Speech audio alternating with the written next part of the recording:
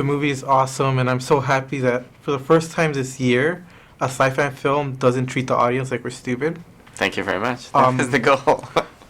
How much research did you do into Sure. this type of sci-fi?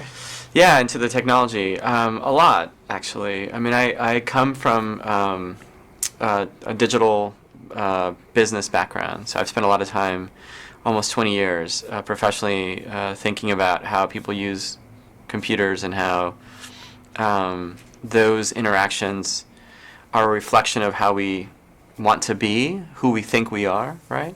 Because we end up making things based on our desires, our hopes, right? So this technology is, like many of the devices that we use on a day-to-day basis, intended to protect a certain way of being, right? To help us be one way or another. And I think the question it poses is that way of being a way that's scared of painful memories? Is that a good thing, or could there be a danger to that? How did you help the actors get into this feeling of kind of nostalgia and Sure. euphoria? Yeah.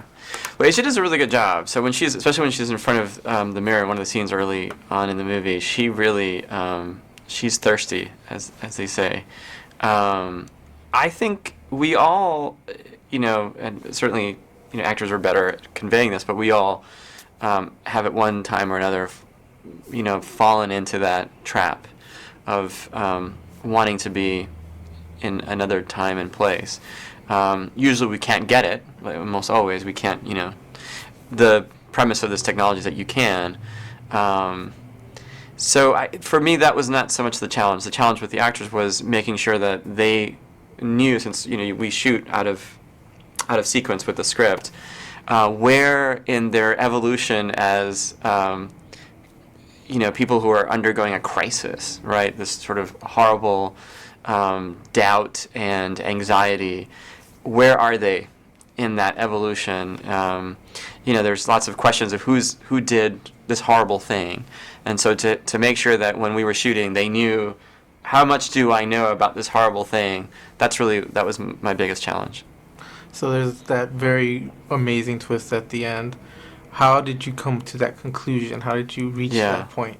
So the good news is that I actually knew that's how. I mean, that was the thing that I knew at the very beginning was, someone has done this thing, and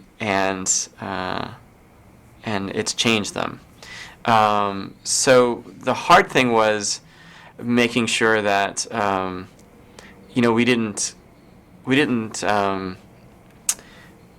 that the audience was always wanting to know. The hard thing about suspense in general, as opposed to surprises, which is something that another filmmaker pointed out a long time ago, is you can have surprises and they're thrilling. You can have things blow up and people will be like, "Oh my God, that was a very big surprise." But that's not the same thing as constantly dreading, is it going to blow up or not? So the fear of something blowing up is perhaps more powerful than seeing something blow up and wanting to get away from it. And so that revelation at the end is like the bomb in the movie, and we wanted to make sure people knew that bomb was there and that it was going to go off, and that they were afraid of it going off more than being surprised by it going off. The oobleck is very stylistic, and thank you. It's also something like, I guess, a lot of people would desire. Would you want to use it? I would once, yeah. I would love to see it once, especially because I spent a lot of time trying to make it, look a certain way and behave a certain way. So, even though it's a fictional device, I still spent a lot of time thinking about how it would work. We were trying to make something that looked like an accessory. We were trying to make something that looked like fashion, which I think is what's going to happen as computers become more personal.